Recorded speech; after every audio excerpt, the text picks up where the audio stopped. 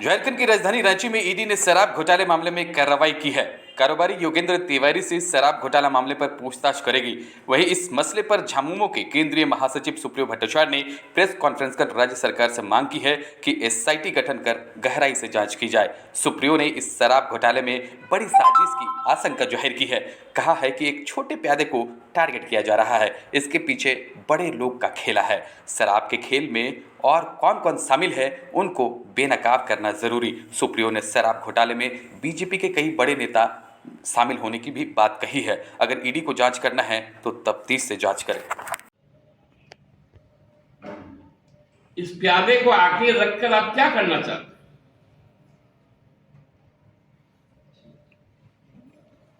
ED को यदि भ्रष्टाचार की जांच करनी तो योगेंद्र तिवारी का कारोबारी जन्म कब से हुआ, किनके संरक्षण में हुआ, कहां से उनके पास में पैसे आए,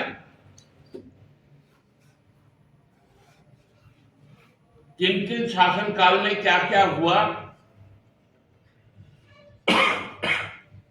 ये सारी चीजें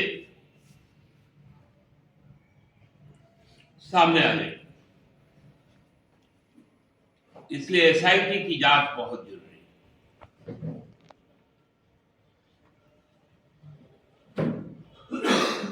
क्योंकि जो नैरेटिव यहां पर सेट किया जा रहा है वो हमको लगता है कि इसके पीछे मंशा कुछ और है।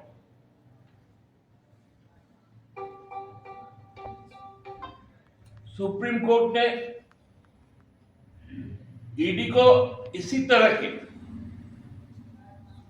दिल्ली के कथित शराब घोटाला का कई कई बार फटकार लगाया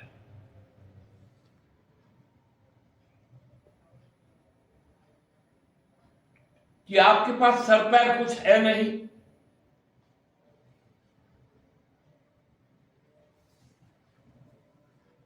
कहां आया था मनरेगा की।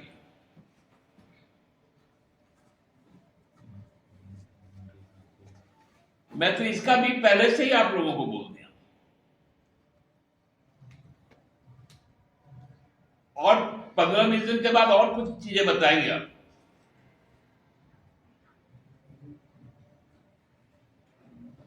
कि उनके सिलेबस में और कौन कौन सा चैप्टर बाकी।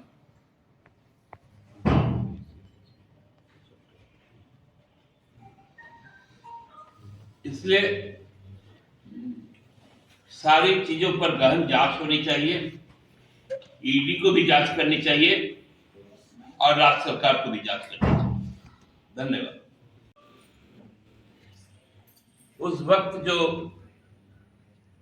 कंपनी बनाई गई थी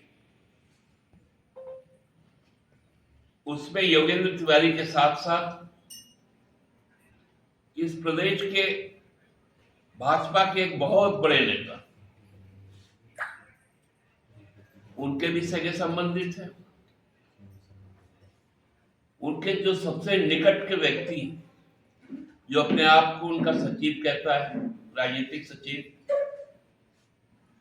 उनकी भी पत्नी का नाम था सुनील तिवारी जी का, और भी कई सारे थे। और तभी से कारोबार शुरू हुआ।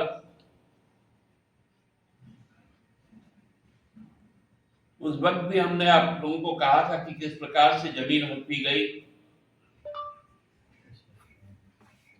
शराब के धंधे में उनका प्रवेश हुआ।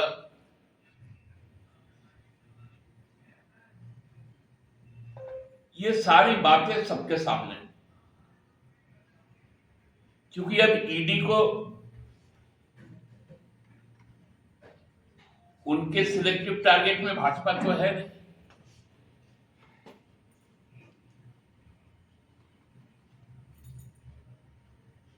उनके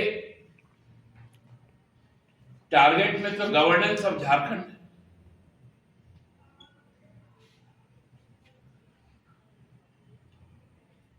एक जो चीजें धीरे धीरे एसीबी के द्वारा जांच में बढ़ रही थी,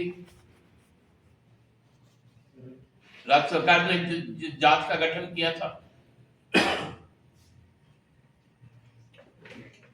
वो जब अपना दायरा को सिकुड़ता चला गया तो एक व्यक्ति को यहां से इस प्रदेश से ही हटा के दूसरे जगह स्थापित कर दिया गया, क्योंकि वो भी भाजपा के ही नेता थे। ये पूरा खेल केवल और केवल एक व्यक्ति को टारगेट करके किया जा रहा है। लेकिन ईडी को, क्योंकि पीएनएल का मामला, मनी लॉन्ड्रिंग का मामला,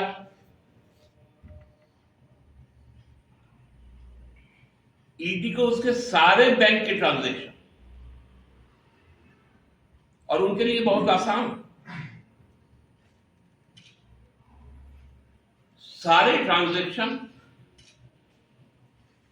यदि खंगाला जाए तो हमको लगता है कि भाजपा का असली चाल, चरित्र और चेहरा सामने आ जाएगा कि किनका किनका उसके साथ में संबंध रहा है, जो आज भी बदस्तूर कायम है।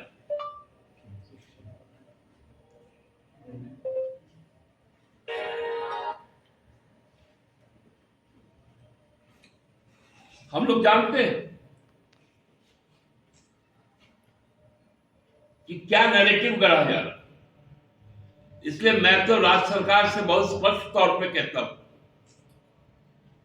कि अविलंब एक एसआईटी का गठन राज्य सरकार करे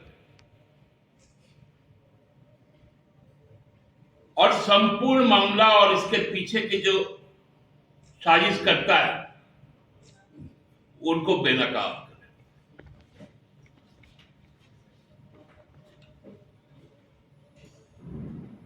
क्योंकि राज्य के भी अपने तंत्र है,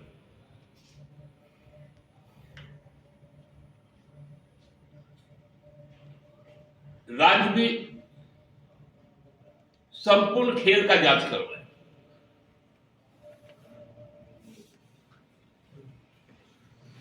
कि शराब के खेल में और कौन कौन है और भाजपा के कितने व्यक्ति, चाहे वो नेता हो, चाहे विधायक हो, चाहे पूर्व विधायक हो, सीधे तौर पे शराब के कारोबार से जुड़ा है।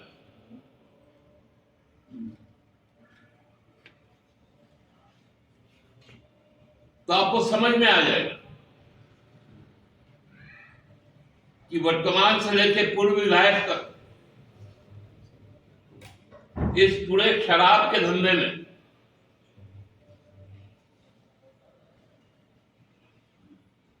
शामिल है और भारतीय जनता पार्टी के बड़े बड़े नेताओं का उनके साथ में संबंध बता दिया। और ये परिचय उनका हम आप लोगों से परिचय करवाए थे 3-4 महीना पूर्व ही, तो आप लोग कहीं भूल ना जाए, इसलिए आप लोगों को याद। राहुल गांधी तो स्पष्ट कर दिए कि उनके भाई ने कब का इस्तीफा दे दिया उनकी कंपनी से, अब उस कंपनी से कोई लेना देना नहीं है। उनके भाई ने पत्र लिख के बाकायदा सबको सूचित भी कर दिया। पांडे जी, बांग्ला में एक कहावत है कि ठाकुर घरे के आमी तो कला खाई नहीं, मतलब एक बच्चा से पूछा मंदिर से कौन, ये उससे पूछा गया घर में उसकी माँ के द्वारा कि पूजा घर में कौन है, तो बोला हम तो केला नहीं खाए। तो बाबूलाल जी तो अपना बात बता दिए। हमने जैसे जोगेंद्र तिवारी कहा, बोला नहीं हम तो इस्तीफा दे दिए थे। जैसे सुनिल तिवारी कहा नहीं हम तो इस्तीफा दे चुके थे। लेकिन दादा ईडी उनको